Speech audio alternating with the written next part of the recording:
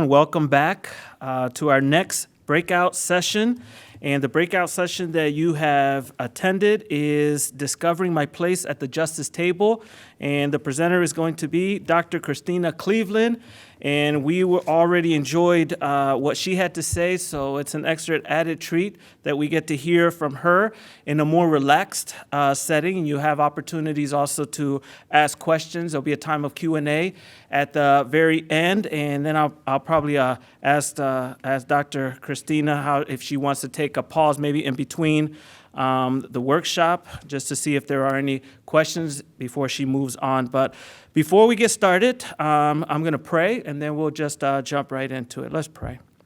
Father, thank you so much for this day. We thank you for all that we've been learning and experiencing, the highs and lows and those things that might be a little uncomfortable, Lord. And I just pray that you would continue to just knock at the door of our hearts, Lord.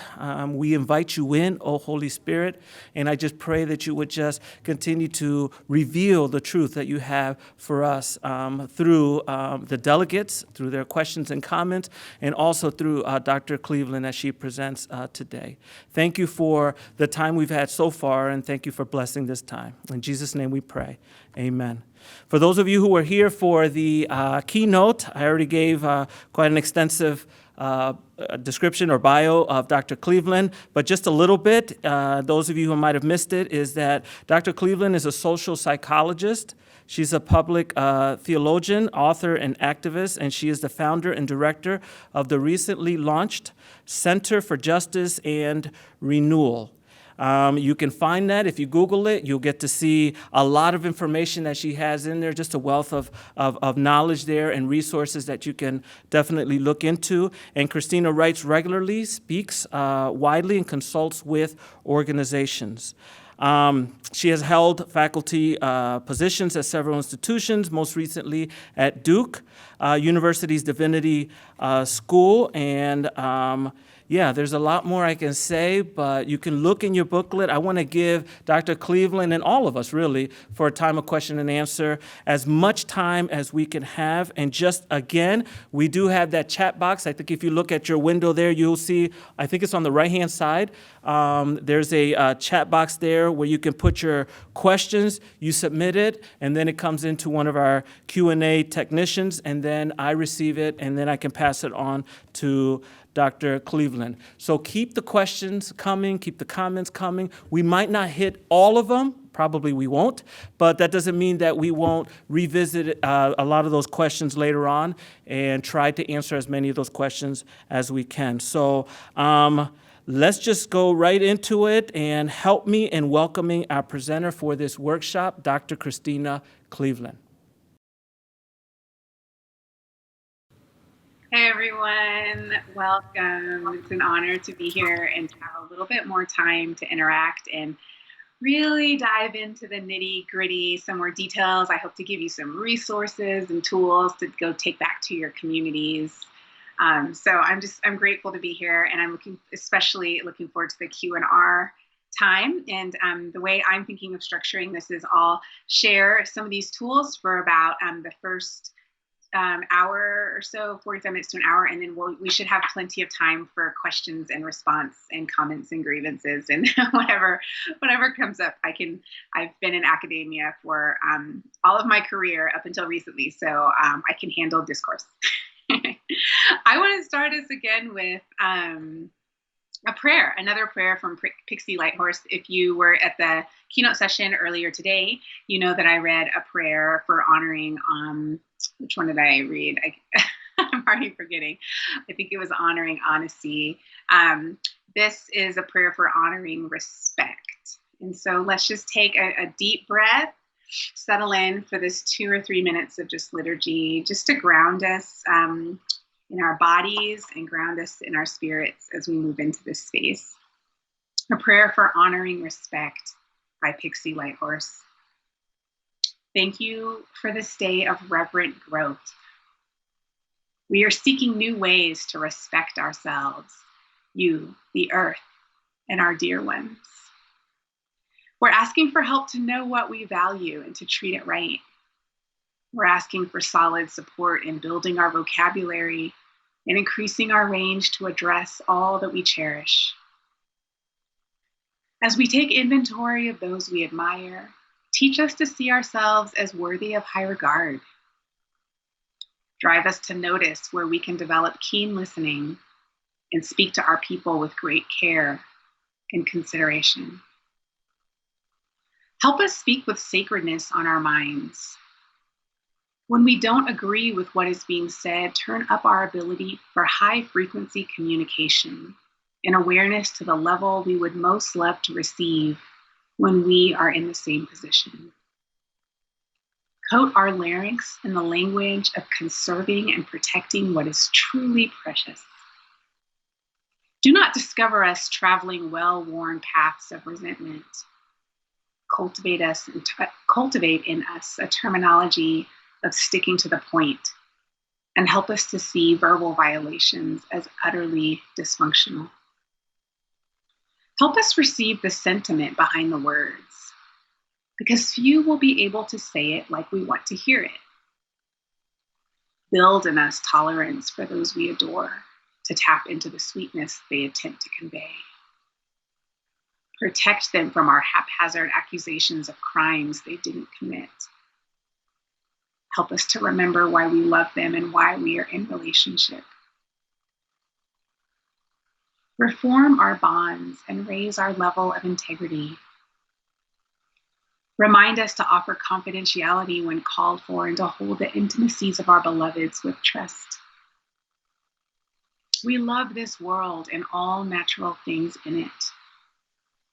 Let us see ourselves and those close to us as part of that immense organic beauty. Lead us in the ways of preserving and protecting what we value. Concern us less with the stories holding us accountable. Let respect inform our actions. Help us to acknowledge where we can pay more tribute. Warm our hearts with a flame of reverence and gratitude for all living things. Establish in us the depth of recognition for all which needs our support. We are able and willing to give it. So sock it to us. Amen. May it be so, Ashe. It's great to be here with you all today. I have a couple tools I want to share with you, but I want to start with a story because this is all about getting into the real nitty-gritty of our communities, our organizations, our spaces, and how they impact people, particularly people who are marginalized. And as a Black woman who spent a lot of time in what are called PWIs, predominantly white institutions, Salvation Army would be an example of that. Many Christian colleges are examples of that. And that was the first time that I found myself in a Christian PWI. I was 27 years old. I was just a little one. I had just gotten my PhD, and it was my first academic job. I joined the faculty at Westmont College, which is a small evangelical college in Santa Barbara. I was their new social psychologist. And I had no idea what I was getting myself into. Because I had not been educated in any Christian higher ed, and I had grown up a lot in more Black church and diverse Christian spaces. So this was my first time being in a Christian space for work or for school that was all white. And when I say all white, I mean all white. I was the only African-American faculty member. And not only was I the youngest faculty member, I was one of only a small percentage of female tenure-track faculty members. And so I was just different in most of the ways.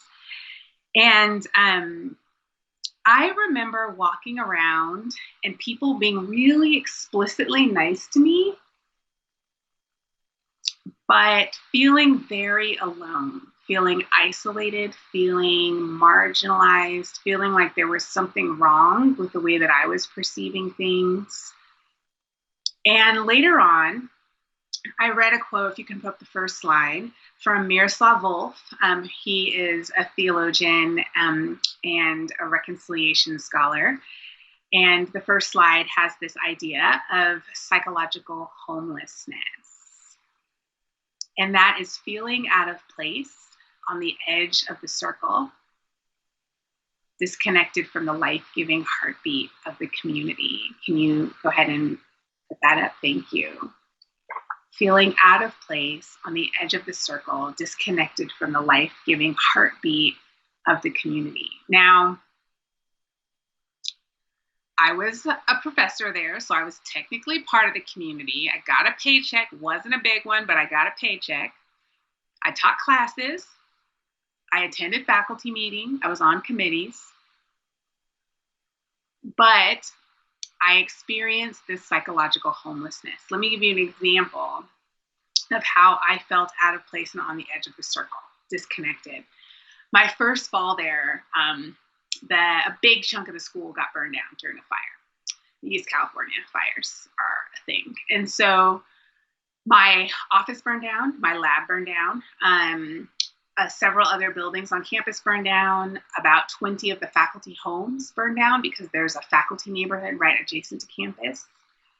And so, the whole school was mourning. We had to shut down classes for a while. And someone had the bright idea of gathering the whole community on the beach, the faculty community on the beach, so we could come together and pray and support each other and just, get through a hard time. It's a lovely idea. So I show up to the beach gathering, and we're all talking, and there's some prayer and there's some storytelling, and then someone says we should start singing. So then everyone just starts singing, "Great is Thy Faithfulness," this hymn. And it's the unofficial official hymn of the school. But I'm new, and I didn't grow up in a tradition that really required us to learn that hymn.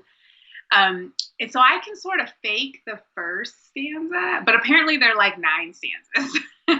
And so all my colleagues are standing around singing this song, and they're singing all the words. And I'm just like, I don't know the words. Nobody's passed out music. No one's taught the song. There's just this assumption that you're supposed to know the song. And in order to truly participate in this community healing process, sounds like you kind of need to know the song. And I remember one of my colleagues looking at me and seeing me fumble and bumble my way along. And he was like, "I thought you said you grew up as a Christian in a Christian family. How do you not know this song?"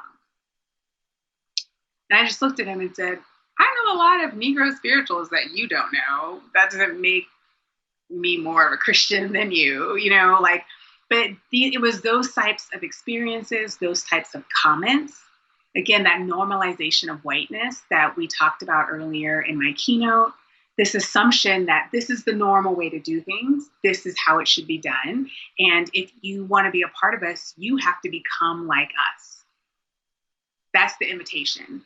We'll kind of let you be part of the group as long as you change who you are to be like us. And then even then, we'll kind of just let you hang out on the edge." And so when I read that definition of psychological homelessness, I thought, this is exactly what I've been experiencing. This is what people often experience in spaces that are predominantly white. People like me who are not white. A few years later, I had moved to Minneapolis, St. Paul, and I was doing some consulting with a church there in St. Paul. And they were asking me for advice because, like it's a covenant, it's a church that's part of the covenant denomination, which is a predominantly white denomination that has Scandinavian roots. So it's very white, and particularly in Minneapolis, St. Paul, it's very white.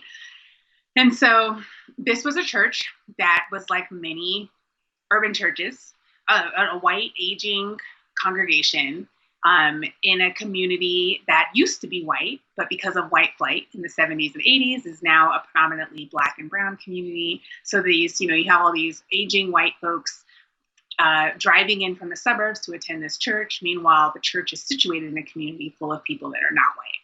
And so here's a church that was trying to do something about that. So they said, you know what? We got tons of like Black and brown kids in this neighborhood. A lot of us are retired. We got free time. Why don't we start like an after school program to support the kids in this neighborhood? It's a good idea. It's a good idea in terms of ideas go. But they had some trouble executing it. because of their whiteness. And so they brought me in to help them. And because what happened is they started this program, and there were all these kids coming, because it's after school, it's homework support, there's snacks, there's games, what kid wouldn't want to come if they had an opportunity. But they said, we've been having a lot of trouble with behavior issues. Kids have been cursing us out. Kids have been stealing things. Kids have been vandalizing. Kids have been coming and getting into fights. So we invite them on our property, welcome them in, and then they come and mistreat us and everyone else. And so what I had them do was a little activity. I had about 50 congregants in my series of sessions, my consulting sessions. These were the ones who were most involved with this after-school program. I said, let's sit down and journal for a minute. And you can actually do this exercise yourself. It's a wonderful exercise. Get out a pen, get out a piece of paper. That's what I said to them. Let's take a few minutes and identify a person or a group of people to whom you know you matter. You know you matter to them. Now write down why you know you matter to them. What are the things that they say and do to you, do around you, that are proof? I matter to this person. Jot those things down. Now, talk about the types of behaviors you exhibit when you're with this person or this group of people to whom you matter. What are your emotions? What do you feel? What do you do? What do you say? So they did all that. And then I said, now think about a person or a group of people to whom you're pretty sure you don't matter. And this is a group of people that you're in relationship with. You have to deal with them on some level. But you're like, yeah, they don't care about me. It could be your insurance company. It could be the broader society. It could be the police. It could be, you're trying to get ordained and it's your ordination committee. It could be your parents. You just know you don't really matter. Now, write down all the things that they do that give you that proof. Then write about how you feel when you're around these people, this group, what you do, what you say, how you react.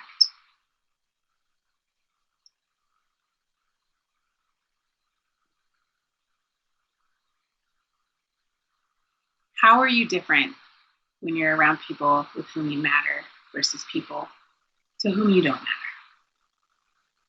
And as they started describing their attitudes and emotions and behaviors around the people to whom they don't matter, they say, well, I talk back to them.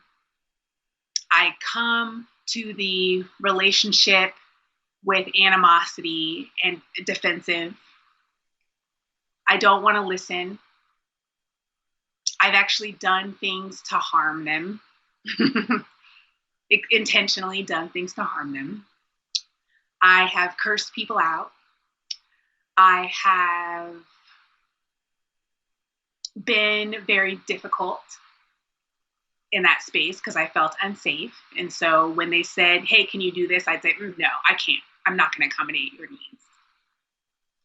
And it was interesting to see the whole list of thoughts, emotions, and behaviors that these aging white folks did when they felt like they didn't matter, and then compare them to the thoughts, emotions, and behaviors of these Black and brown kids that they were concerned about. And it was almost verbatim. These kids were acting in ways that were consistent with them feeling like they were marginalized in that space. So then the question for the congregation became not, how do we get these kids to change and act the way we want? The question became, how do we create a space where people matter and these kids feel like they matter? And so we started looking at some research that comes from the social sciences in the field of education on mattering and marginality in social spaces like classrooms, like work teams, like offices and office communities, like church spaces, these broader cultures How do we communicate that people matter, especially people who are different than us? And so if you can show this next slide, we'll just run through it. One of the things that makes people feel like they matter versus feeling marginalized is identification. Feeling that other people will be proud of your accomplishments or saddened by your failures. This is a lot of what we would call solidarity now. When Black people are in pain, other people feeling that pain. When Nigerians are being killed by SARS, the people outside of Nigeria, particularly the eyes in North America, feel that pain too, are impacted. Going back to what we talked about earlier today with perichoresis, the mutual indwelling, I'm inviting your experience to impact me, so much so that my feelings are altered. The next piece is attention, feeling that you command the sincere attention or interest of the group. When I speak up, people listen. When I say I have something to contribute, people want to know what that is. Related to that is importance. Not just do people pay attention, but do they actually care about what I think? When I make a recommendation on the committee that's based on my embodied wisdom and how I show up in the world, do they take seriously that recommendation? Or is it just co-opted? Or is it silenced because it contradicts the recommendation of a white man? Appreciation, being highly regarded. My contribution here is not only welcome, but it's actually esteemed. What I bring to the table, which may look different than the solipsism and normalization and expansiveness that we talked about earlier, my form of leadership might look really different than the heroic forms of leadership that are accepted in our society, but is that appreciated? My unique take, my unique way of doing things, is that highly regarded?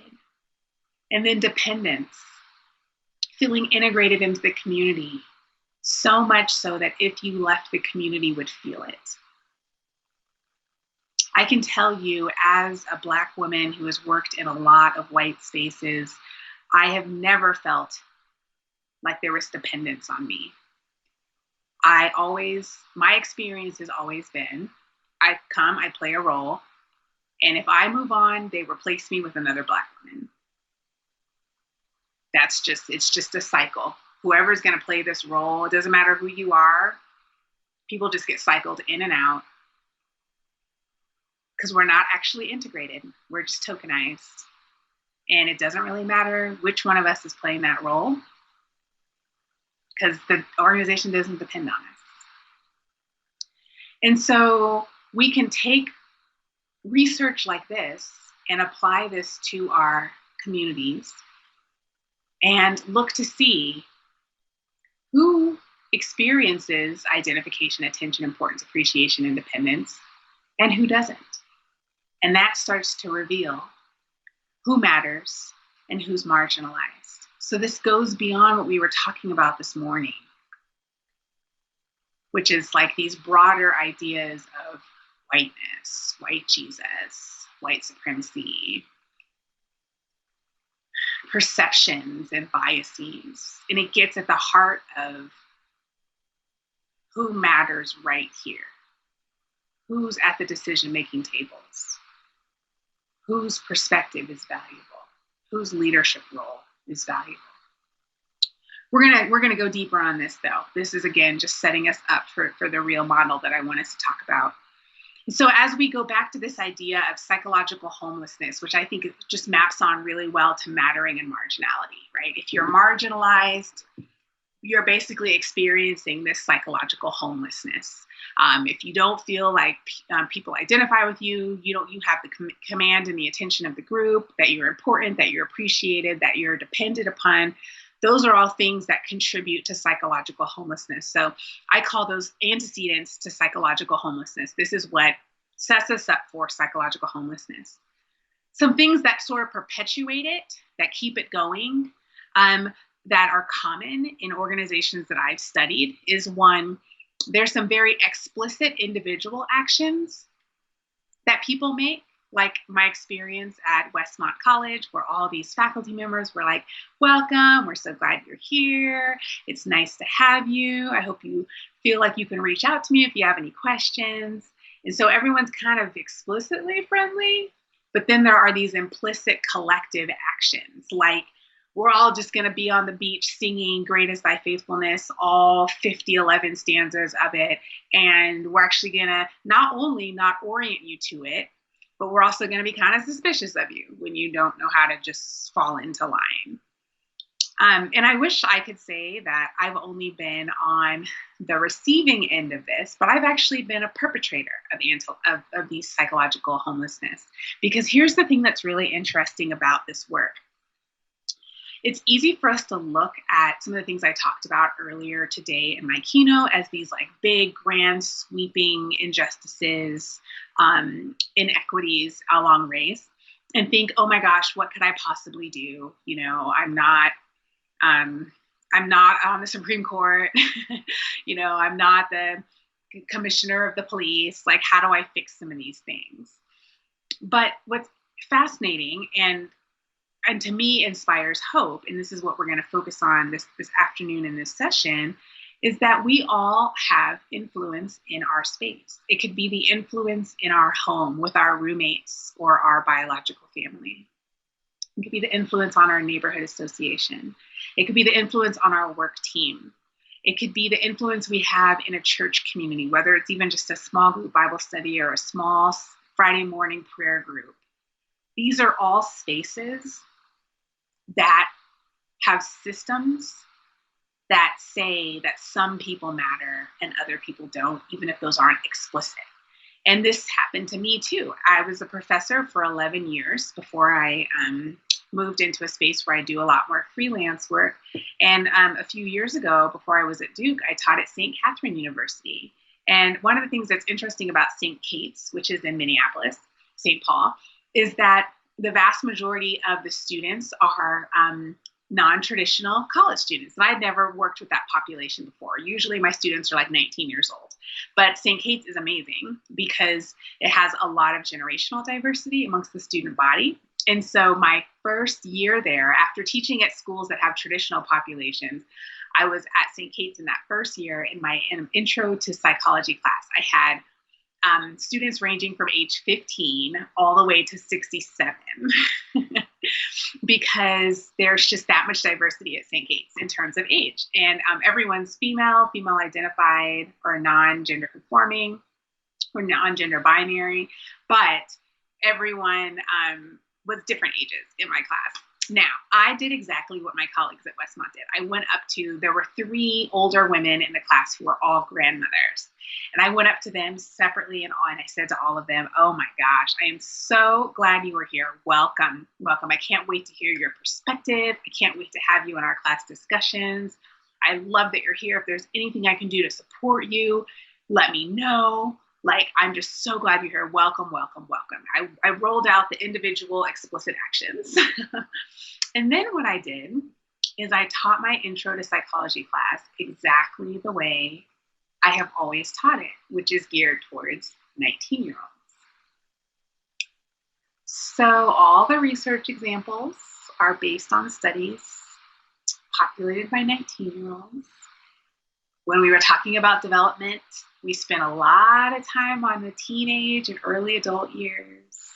And then we just flew through the older adult years because, you know, why bother talking about that?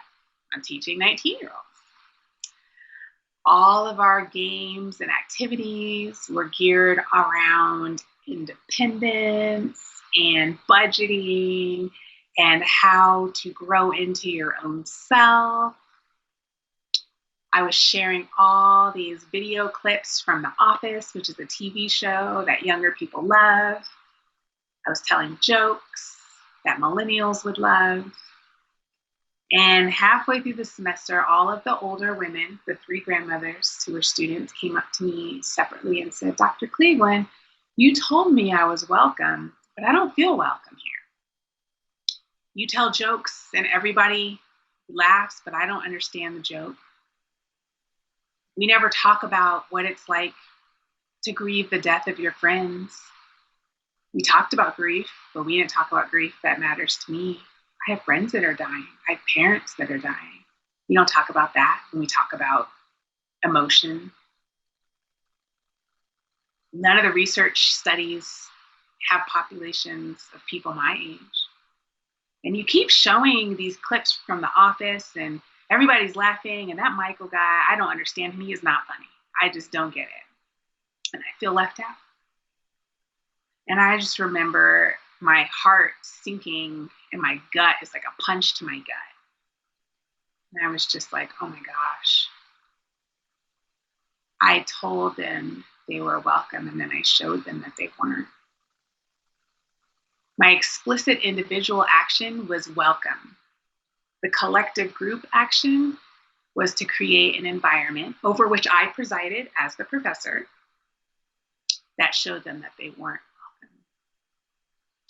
So the semester was halfway over, so I went and I got some training on teaching intergenerationally. I was completely new to that, frankly, unqualified to do it, but I was the teacher, I was the professor, so I needed to learn quickly. And I reorganized the entire class for the second semester with this knowledge of knowing that I need to include entirely different material in order for everyone to matter.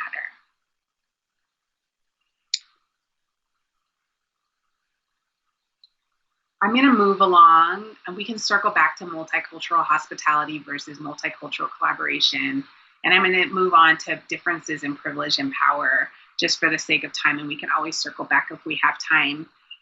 But one of the issues here that I want to really highlight, that I didn't get a chance to highlight a lot earlier in my keynote, is that when we want to get serious about everyone mattering, we have to look at the problem of power. Because in my St. Catherine class, for example, none of the millennial age students were worried that they mattered. And even as I shifted the content and the structure of the course so that it more centered the folks who were older, who were non-traditional students, the traditional age students never once questioned, do I matter? So when we started talking about aging, I didn't get any 18-year-old students saying, Dr. Cleveland, this isn't relevant to me. I don't know what to do. I don't feel like I belong in this class, because they were the majority. And the majority in the United States always comes with power. Whether you are willing to stake that claim as I have power because I'm in the majority, that's not the point. The point is you have that power. Everything revolves around you for the vast majority of everything in your life. And so in these little instances where we center other perspectives, we organize a course, we organize a community, we organize a work team around what someone who's been marginalized needs, we're disrupting the power structure. And all this research in social psychology shows in this really beautiful way that if you want to make people feel like they're equal, you don't just set up rules and structures to make people feel equal. We didn't say, okay, half the research is going to be on younger adults and half the research is going to be on older adults. That would be equality. That research shows that doesn't work. Because what happens is after we set those structures in place for equality, the groups that have had power fall back into the pattern of claiming power. And the groups that have been marginalized fall back into the pattern of being on the outskirts and not really speaking up. And so really, in order to achieve equality, we need to practice something called equity. which rather than making everyone equal, you actually flip the power dynamic and do what I did in my course, where now the course is basically going to explicitly cater to and center the needs, perspectives, and stories of the older adults. And in doing so, we actually create space for everyone to matter. And so we always have to look at it from a position of who has the power. Oftentimes that means the majority. But obviously there are instances where that's not the case. Whiteness is so powerful that even when whiteness isn't the numerical majority, it still holds the power. Case in point, Cape Town, South Africa. Case in point, Brazil. I mean, these are spaces where a white minority still holds the vast majority of all the power and the resources. And so it's not just about numbers, but it's also looking at these historic instances and stories of certain people always having a voice. And so as we start to look at psychological homelessness, we have to take into account who has power in that space and who doesn't have power in that space. Who's part of a group that has traditionally held the leadership positions, the decision-making power, who's part of the groups that traditionally have not, who's part of the groups that traditionally have never experienced psychological homelessness in that space. They've always felt like they belong. They always have felt like the worship style and the history and the language has been relevant to them. I remember working with a theology school, a seminary, on some of their issues with privilege and power around race. And when I went out and did a bunch of focus groups and surveys with the faculty, staff, and students, all of the feedback from the faculty, staff, students of color were, we feel psychological homelessness. We feel marginalized. We feel even more than marginalized. We feel oppressed. We feel silenced. We feel like we are not likely to get promoted. We feel like our perspectives are not valued at all. But the white faculty, staff, and students were like, this place is amazing. I love it. I'm actually on my way over to the campus bookstore to buy another sweatshirt because I want to rep this place even more. They can take all my money. I love this place. I am a company man. So when I gave the feedback to the faculty and I said, there's a huge discrepancy in how people experience this seminary. If you're white, more often than not, this has been a good experience for you. If you're a person of color, especially if you're Black and Indigenous, this has been a mostly negative experience. You're just trying to get through at this point, as a faculty member, as a student, as a staff member. When I gave that feedback to the mostly white faculty, they got so defensive. They were like, how dare you speak so ill of our amazing institution? I mean, I got my degree here and it was amazing. Also, I know a Black student who likes it here. So therefore, I'm not going to listen to all these other disgruntled students who just seem pessimistic and ungrateful to be here. And who are all these Black faculty who are saying that we don't support them? I was supported. So if they feel like they're not supported, it must mean they're not doing what they need to do. It was so clear. Who in general has experienced it in a positive way? Those are the people who matter. Who in general, of course, there are going to be outliers and there are going to be people who have a different experience, but in general, who are the people who've been marginalized? Those are the people who haven't mattered. And so as we start to shift our organizations to create a space where everyone matters, we privilege the perspective of the people who historically haven't mattered. It's an entire shift in power dynamic. And tomorrow in my breakout group on spirituality, we're going to look at one of Jesus's parables and talk about the spirituality behind this shift, this complete inversion of power, and why Jesus says it's necessary, why Jesus says this is the pathway to community healing and really the pathway to paradise for all of us on earth. Lastly, I want to spend some time with this model to help us really start to tease out the spaces in our cultures that help us see who matters, who's marginalized, and how do we actually begin to change the structures towards that. I'm just going to take a few minutes to talk about this, and we're actually going to have a lot of time for Q&R to tease this out. So this is the culture cycle. It looks a little bit complex, but I'll walk us through it.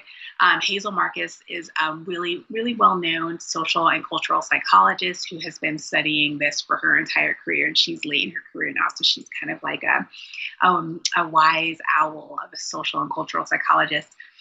And she has studied cultures for like literally 50 years at least, and she's found that the building blocks of a culture are the ideas, the institutions, the interactions, or what we call everyday practices, and the individuals, the I's. Now, typically the overarching theme of a culture, and a culture can be a family group, it could be a friend group, it could be a church, like a congregation, it could be broader US culture, global culture. I mean, culture can show up in all these different ways. She says the overarching theme or framework of a culture is its ideas. And these are typically ideas that are not explicit. Very rarely will you see a cultural idea that is explicitly written out. There are banners, there are slogans. And I'll give you a couple examples just to help us tease this out. Usually, these are just unspoken assumptions that govern how we think. So a great example of an idea that governs in the US culture is the idea that time flies. Again, this isn't in the Declaration of Independence. We don't have to pledge allegiance to time flying, but we live in a culture where time flies. That is a term we use all the time. Time is scarce. Time is a commodity. Time is not abundant like it is in other cultures. Time flies. And so we have entire institutions that are based on this idea. One example of this institution is a working lunch. Because time is scarce, because it's a commodity, because time is something that we spend, we're stingy with it. And our employers are stingy with it. And so rather than taking a break to stop and mindfully eat and go for a walk to digest our food and maybe just connect with a friend and have a moment of solidarity and love, we work over lunch. We have meetings. If we have a relational lunch, it's usually a work meeting lunch where yes, we might be getting to know each other, but it's so we can be better teammates because time is scarce. Unlike in East Africa, where time is abundant. I remember spending some time in Rwanda, and they were like, relax. Everything starts 3 hours later than when it's supposed to start. And no one's in a rush, and it's about relationships and connecting, and we'll get to the work. Let's just connect for now. Totally different culture than here in the United States, which is, okay, fine, we can talk. Let's talk over lunch, and we'll make it a working lunch. That's an institution, working lunch.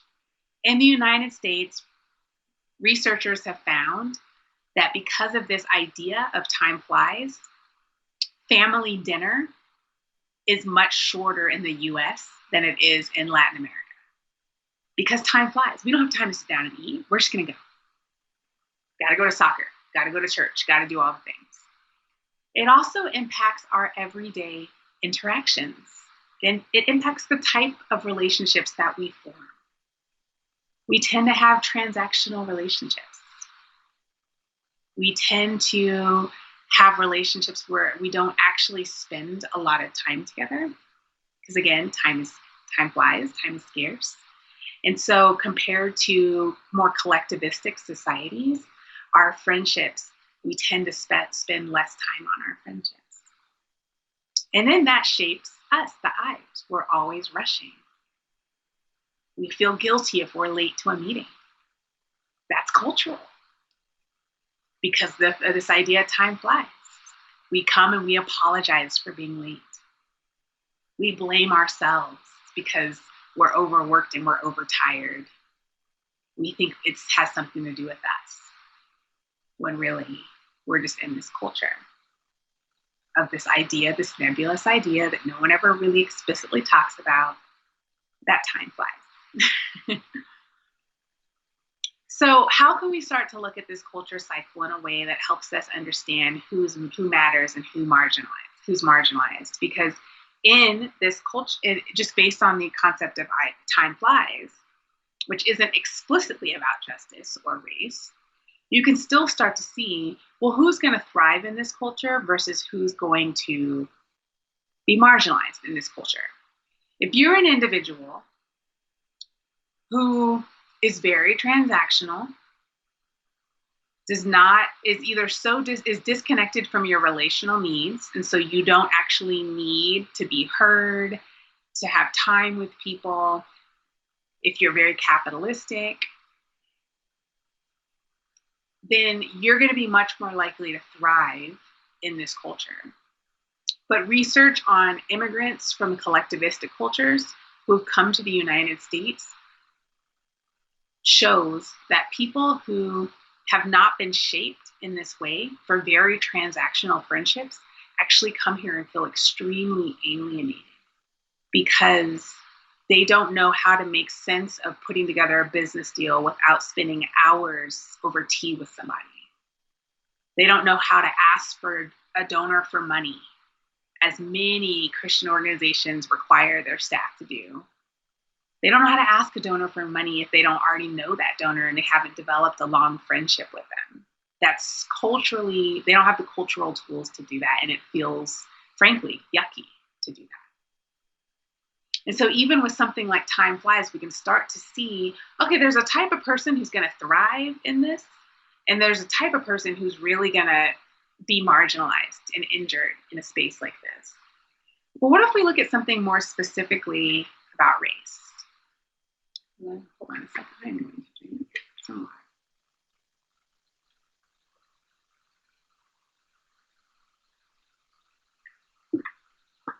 Okay. I was looking at the culture cycle with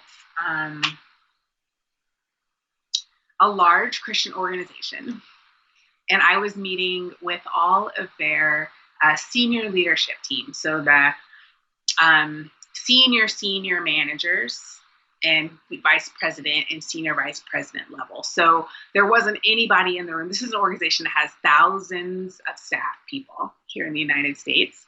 And there wasn't anybody in the room who oversaw less than a couple hundred people. And so definitely these are the people in the organization who have the most power.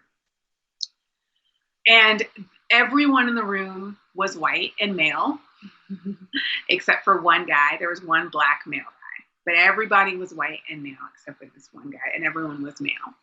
And so we started looking at applying the culture cycle to their organization to see who thrives and who doesn't thrive, because this is an organization whose mission, similar to the Salvation Army, is to connect with everyone. And right now, everyone in the United States is a very diverse group. And its mission is also to explicitly connect with people who have been most under-resourced. So really, its mission is to connect with particularly Black and Brown folks. And as I was telling this organization, Trayvon Martin, Mike Brown, Tamir Rice, some of these Black kids who've been recently killed by police, they should have been part of this organization. They're exactly the type of human that this organization is hoping to minister to. So contrast that with the fact that I was with the 65 most prominent leaders of this, large Christian organization, and everybody's white except for one, and everyone's male. So we're talking Who thrives in this culture? Who doesn't thrive? Who doesn't get to be in this room? Who doesn't ever get promoted to this level of leadership in the organization? So we started looking at the culture and started trying to name ideas. What are some of the overarching ideas that govern the institutions and the interactions and the I's, the individuals, and determine who thrives and who doesn't, who matters and who's marginalized? Now, in this particular organization, they have this really nebulous idea. Now remember, ideas that govern, that are the most powerful, usually fly under the radar. They're not explicit, right? It's not the company tagline. It's not ever on a t-shirt. It's something else. So we're trying to get at the heart of this. Now, I had already done my research and talked to a bunch of Black and brown staff and female staff. And so you can always learn a lot about who thrives and what the ideas are by talking to the people who don't thrive. Now, the people who do thrive, they've normalized everything. Whiteness normalizes, right? So they aren't even, they're thinking, I mean, I'm thriving, so everyone should be thriving. And if you're not thriving, it's your fault. So I had already learned that there was this idea called the DNA that they had in this organization. And if you had this nebulous DNA, if you just had it, you would be successful in the organization. Now, this is what all the Black and brown people told me. You have to have, and they call it the DNA. You just have to have the DNA for this organization. So I went back to the white leadership and I said, define this DNA. What are the characteristics? What are the traits? What are the behaviors? And they were like, well, you can't really define it. You just kind of know it when you see it. Again, nebulous. And I pushed them. I said, no.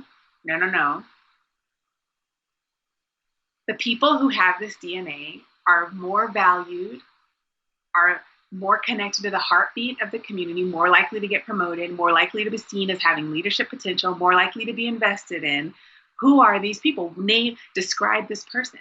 They pushed back. They couldn't do it. They said, that's not the point. The point is not what that person looks like or how they act or what they say. The point is this intrinsic, just impossible to define thing. You just know it when you see it. So then I pushed again and I said, name something. And one guy raised his hand and said, well, it's somebody who, really loves Jesus. And I said, you just defined every Christian. Every Christian does not get promoted in this organization. So what I did was I shared what the people of color said when I asked them to define the DNA. Who has this DNA? What are the characteristics? They said white. They said male. They said someone who has upfront skills. This is not someone who works behind the scenes. This is somebody who's a good speaker, an extroverted leader, someone who can command an audience.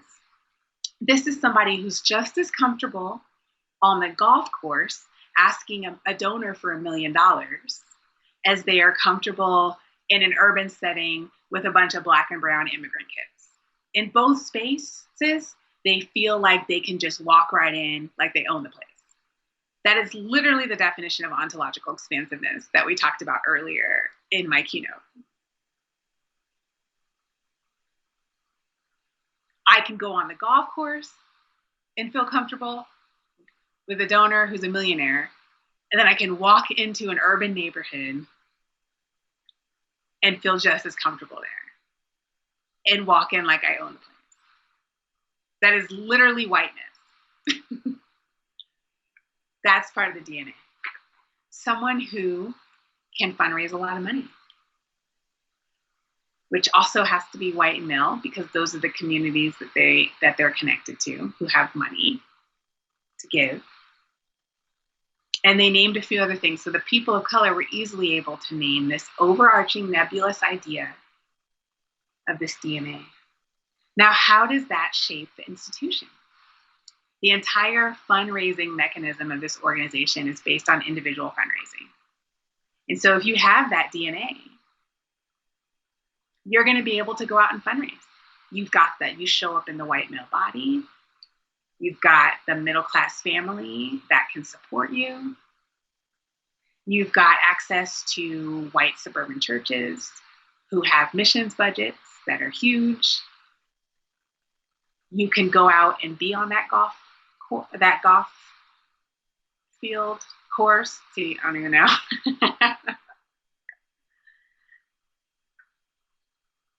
You've got the upfront skills to go make a presentation.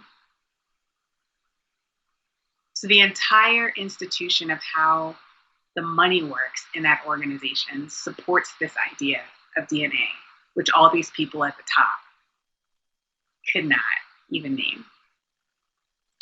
Interactions. Has it shaped interactions in that organization?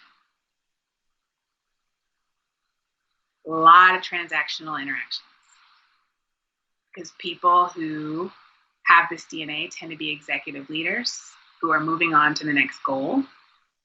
Upfront people. We're not talking about people who sit in the back and pray with people all evening. We're not talking about people who, love sweeping the floor in the kitchen at night because that's the kind of ministry that they want to do. Those are the folks that don't ever get promoted. So the types of interactions that are most valued are the ones where you're out there making deals. Even though it's a ministry, you're out there making deals. And the eyes. Who are the specific people who thrive? Well, it's the people who conform themselves into that DNA. Either they show up already as a middle class, upper middle class white guy who comes from a suburban church, who is tall and athletic and outgoing and has upfront skills and a lot of ontological expansiveness. Or if you're a woman or you're a person of color and you're able to, you contort yourself into that so that you can thrive. Now, of course, you're committing cultural suicide because you're disconnecting yourself from who you truly are. But if you want to thrive in that culture at great cost to yourself and your soul, that's how you do it. I would know because I did that for years and years and years in the spaces that I was in. I had the resume, I had the speaking abilities, I had the communication skills, I had the cross-cultural skills, I had the light skin, I had the beauty according to racist white standards. I was able to do a lot to conform to that whiteness so that I could supposedly thrive. I eventually found that that was cultural suicide. That in order to truly thrive, I had to connect with myself. So we can apply this culture cycle to every space that we're in. An idea that governs US society is white Jesus. White Jesus is also an institution too. Sometimes there's more than one. When I did this culture cycle project with the mostly black male students who were in my prison class, they are all incarcerated. They were in my Martin Luther King and Malcolm X class that was half Duke Divinity students and half incarcerated men. And we all met in the prison every week for our class. When we did the culture cycle, I asked the incarcerated men to name some of the ideas that govern US society. And one of the ideas they came up with was the fact that in God we trust is written on the money. They said there is a partnership between Christianity and capitalism. And they were able to take that idea and trace it to the institution of our prison industrial complex, to the interactions that mostly white police officers have with mostly Black and brown people, those hostile, antagonistic, anti-Black, racist interactions, and the eyes that are then funneled into our modern day slavery system here in the United States of prison, laborers. So that's the challenge to you all. These are my guys in my prison class who were able to come up with that brilliant analysis of the culture cycle in the United States. And now what I want to do is give us a chance to talk about this. The Q question and response, give us some chance to work on this. And of course, this is a model that you can take back into your communities and talk through and think about, what are our institutions and our everyday practices, our norms, who are the people who thrive, and how can we trace that back to these bigger ideas? Okay. Let's move into that time of question and response. Okay, sounds good. Thank you, Dr. Cleveland. First question, we have quite a few, but we'll try to get through as many as we can here. The first one is, how do you bring up the topic of psychological homelessness? How do you bring it up in a way that doesn't come off as complaining? Like, why should the many change for the one? I'm guessing that someone who is a person of color or someone who feels like they're personally experiencing psychological homelessness. It seems like it's a person of color. Okay, yeah.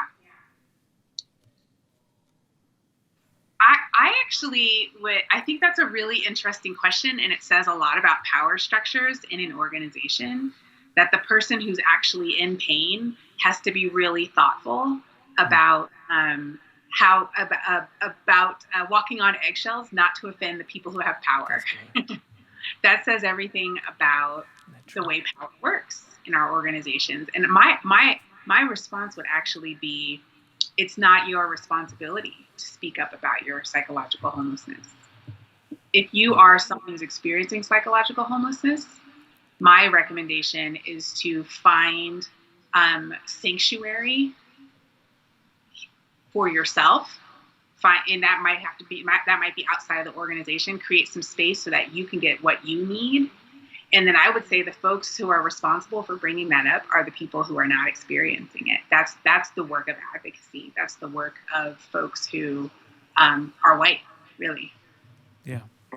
Okay. No, that's good. Very interesting. Another question is, when we feel we are not integrated, only tokenized, how do we go about confronting and dismantling this? For example, I don't want to have to keep saying no to same requests / invitations to pray in my first language that I'm not comfortable in anymore, or to keep saying yes to be on another multicultural panel or share my culture that I haven't lived in for over 3 decades. Can you read the first part of the question again? When we feel we are not integrated, only tokenized, and I think that's the key part of that, tokenized. How do we go about confronting and dismantling this? I don't want to keep saying no to the same requests and invitations. It almost seems like this person might feel like they're being used in a sense. Yeah. Mm-hmm. I think that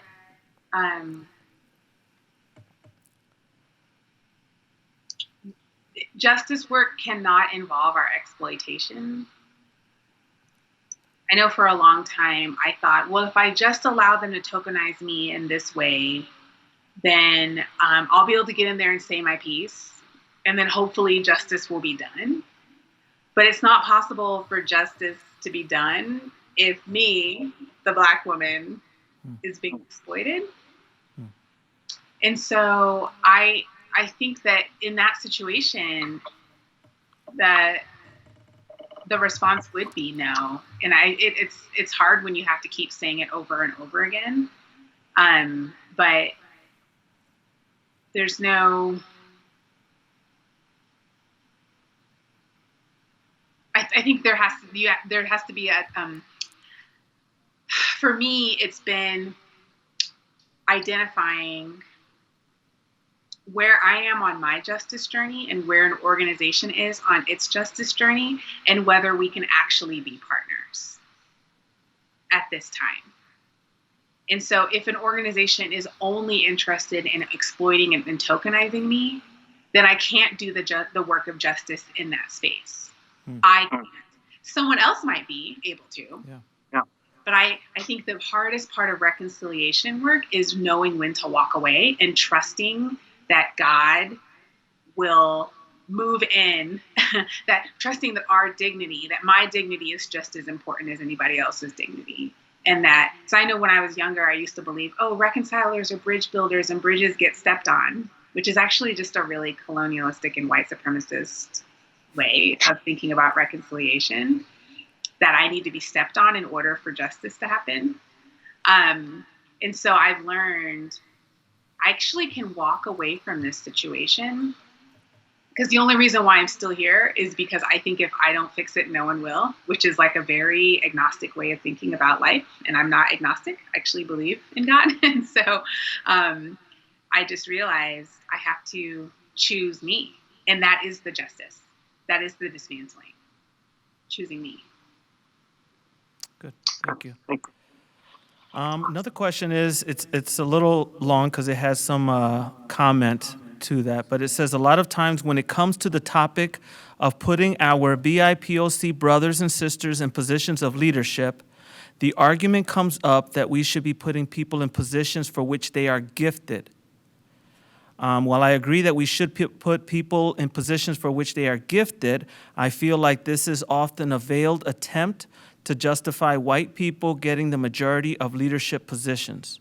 How do we combat this without giving way to tokenism either?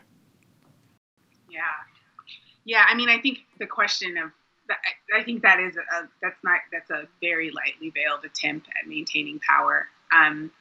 Because as I talked about earlier in my keynote with ontological expansiveness, no one ever questions whether white people are gifted or qualified for any particular position. That's not a question.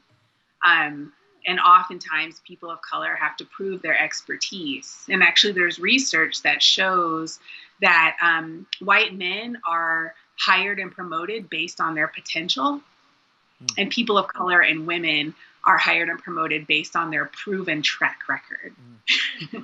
And so there's really no, anytime we're talking about, oh, well, is that person qualified? Does that person have the gifts? And gifts is oftentimes a spiritual language that's used too, that's also very nebulous, gifted for this, as if God is ordaining them to be in that role. And it's interesting to see that because that's never applied to white people in general. And so the question for me is who gets to define what's gifted?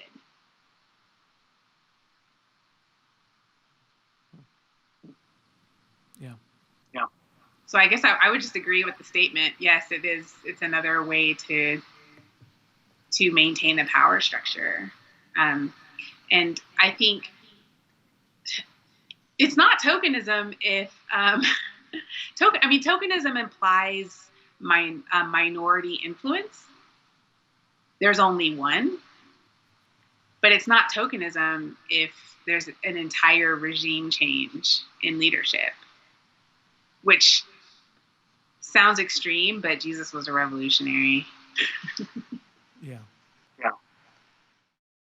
Now, some of your responses to the questions did mention or alluded to self-care. And I know, knowing some of your writings and teachings, you do reference a lot about self-care. So is there something you can say? Because there's that tension where you want to speak up, and at the same time you have to be careful because you have to have that self-care. So I don't know if you want to speak into a little bit on that. Yeah, I'm happy to. Yeah, my digestive system, I haven't talked about this much publicly, but my digestive system completely shut down in 2016. It started shutting down in 2015, completely shut down in 2016. I was bedridden for several months. I had to take a leave, a medical leave. And I did all the tests. I did all the procedures. I had a whole team of specialists at Duke Hospital working on me. And they found nothing physically wrong with me. And they concluded that it was all due to trauma that I have incurred as a Black woman doing justice work in predominantly white Christian spaces. Because I've been doing this work publicly and full time since about 2010. And now, so 10 years. from when I was 30 to, I'm still doing it as a 40-year-old now. And so, like I alluded to earlier in my response, I, for years and years and years, believed I'm a reconciler. Jesus forgave. Jesus put himself on the cross on behalf of other people. Reconcilers are bridge builders, and bridges get stepped on. And so, these white organizations and white folks would exploit, tokenize, abuse, silence, mistreat, underpay, all the things for years and years and years and years. And I just took it. I just kept saying yes, because I had this thought, I have to go out there. I have to change it. Like, people are hurting. People are marginalized. The gospel isn't being really realized and lived out. And this is my call. This is my work. And it wasn't until my body, I was so disconnected from my body and my actual feelings in order to do that work. And it wasn't until my body literally said, your life is indigestible, that I woke up and I realized I cannot be fighting for the dignity of all people if I can't see my own dignity. The image of God is just as much in me as it is in these people that I'm trying to help. Amen. These mostly white people that I'm trying to help. There's a really beautiful poem that I read sometimes in my work that's called the Bridge Poem, and it's by a Black female poet. She wrote the poem 40 years ago in 1981, and she talks about being a bridge and having to advocate and reconcile to everyone. And in one of her moments of frustration, she says, I'm tired of mediating with your worse self on behalf of your better self. And every single time I read that poem, I get I feel it in my gut, because that's what I was always doing. I was always mediating with people's worst selves, racist organizations that are trying to be less racist, on behalf of their better selves. I was hoping to get them to a point where they could be better. But the whole time I was building all these bridges to them, but I wasn't building a bridge to myself.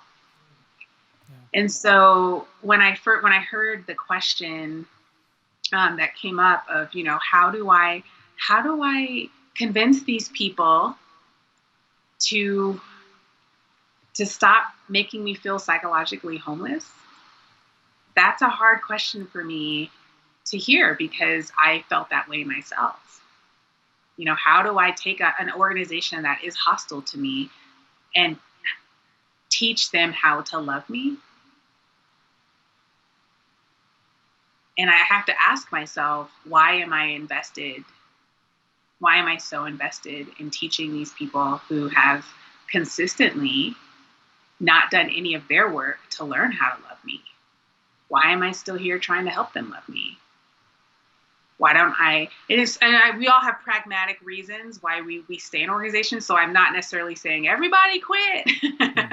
What I am saying is, do what you need to do in the organization to maintain, whatever your vocational fidelity is, or the paycheck that you need, or the health insurance that you need, and go out and create and connect with sanctuary communities, people that already see your dignity.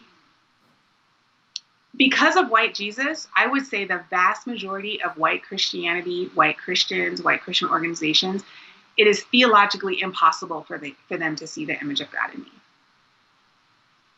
I can beg, I can give workshops, I can cry, I can appeal to the deepest parts of their spirituality, but until they deal with the white supremacy that is ingrained in every fiber of their being, they're not going to be able to affirm my dignity. So I need to stop looking for it there. I might still work there, I might still do business there, but there are actual communities that are happy to affirm my dignity. Yeah. And that's what the self-care is. Invest in them. And you may, once you get healed, once you get what you need, once you put the mask on your face first before you try to help put the mask on the person next to you, you might get the vision and the resources and the support to go back into the white community. I'm not, that might be your calling. But right now, if you're just barely limping along, questioning your own sanity, questioning your own perspective, you speak up at a meeting and everyone gaslights you and silences you, and then you start to wonder, am I crazy? You can't do justice from that. There's no roots. And so that's where I've turned to this, like, let me connect with these communities. Let me connect with spiritualities that do fill me up. Let me learn the songs of my ancestors. I don't need to learn the 90, 11, 100 million stanzas of Great is Thy Faithfulness. Let me learn the old Negro spirituals that my ancestors sang. Let me read some Black liberation theology. Let me read some Palestinian theology. Whatever's going to nourish me. And from that place, which is a place of love and not fear that if I don't say it, it won't get said, not fear that if I don't do it, it won't get done, not fear that if I don't advocate, it won't get advocated for, but from a place of love and just saying, oh, that's right. I deserve to be treated like a human too. So I'm going to speak from that place. That's when we can really start to do business on our terms from that rootedness and with a whole community behind us. I think one of the hard things about being in a predominantly white institution like the Salvation Army is that you're often doing it alone. Nobody really knows your pain. Nobody knows your struggle. And that's not how we're designed to do justice work. That's more of that individualistic solipsism, right, that I talked about earlier today, where you kind of have to, those are the stories that are told. Jackie Robinson he integrated baseball by himself. He did not. There were so many other people alongside him. There was an entire civil rights movement going on, there was the whole Black church movement going on. But those are the stories that we're told. And when we're in these institutions, we often think it's on me. It's not sustainable. Our digestive system will shut down, And if it's not that, it's something else. People have ulcers. People have broken families. People, it shows up in all these ways. So, yeah. I know that's why it's so important. Yep, definitely self-care.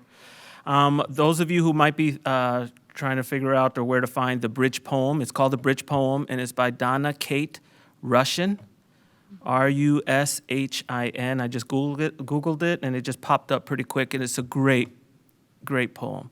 So I would recommend that you take some time, maybe meditate on that a little bit also. So, yeah. I have another question. We have just a few more minutes. Last question I have here, it has some comments on there too, kind of setting it up here. I'm in my early 20s and am at a stage in my life where I am outgrowing negative teachings from my upbringing. And I want to fight for justice and equity, but I am fearful that if I push for others, such as BIPOC, I will put myself in a white savior position. I'm assuming this person is white. I don't want to cross that line. How can I help speak up without unintentionally putting myself, a white person, at the front of the fight? Oh, that's such a good question. Thank you. Here's what I would say. Do your work with white people. There are so many, I think it's always good to have that in the back of your mind. I don't want to speak for people, but there's a lot of work that simply needs to be done with white people. And you're perfectly formed for that. You understand the culture that you grew up in. You show up in the body that is going to be more likely to be welcome in that space. And there's like I said in the earlier, I think the first question, This is someone who is a person of color who's asking, how do I address psychological homelessness? And I'd say that's not your job. That's actually a white person's job. That's when it's good for a white person to speak up and say, hey, this is happening. Yeah. And we need to do something. We need to do something about it. That's the work for white people. Talk to your own people. On my Patreon account, I have a Patreon community, and I actually just posted an article last week. Oh no, wait, sorry. It's queued up. It'll get published on Wednesday. It's written, but I haven't published it yet. So I have it in my head. And it's an article actually I wrote a couple years ago about how white people can talk to their family members about race and political issues around the holiday table. Because white people kind of love to show up for the march or get involved with what people of color are doing, when really what we need you to do is go talk to your own people. Go talk to your racist uncle. Go talk to your pastor. Go talk to, and that's, you're not co-opting anybody, because frankly, I don't want to be there talking to those people. That's actually your work to do. So go for it. And if you get out of line, someone will tell you. Yeah. We're all doing this clumsily. We're doing the best we can. And there are lots of resources online on how to be a justice person as a white person and not just be, ontologically expansive. But in general, go for it. Yeah, no, that's good. And they're still in the fight, right? Yeah, that totally. white person is still in the fight. You might not be as overtly, out there in the open, but you're still doing and being part and in solidarity. So that's important. So thank you so much. We've ran out of time. Wish we could have you for a few more hours, but I know you have things to do, and we have a schedule we need to follow also. So our next thing for you delegates, thank you so much again, Dr. Cleveland. Our next thing coming up today is at 3:30. We have our corporate and liturgy, so please make sure to attend that. Then later on after that, we'll have at 6 o'clock, we have our dinner and keynote presentation. So thank you so much, everyone, and we'll see you real soon. And get those questions, keep them coming. We'll try to answer as many as we can. Thank you.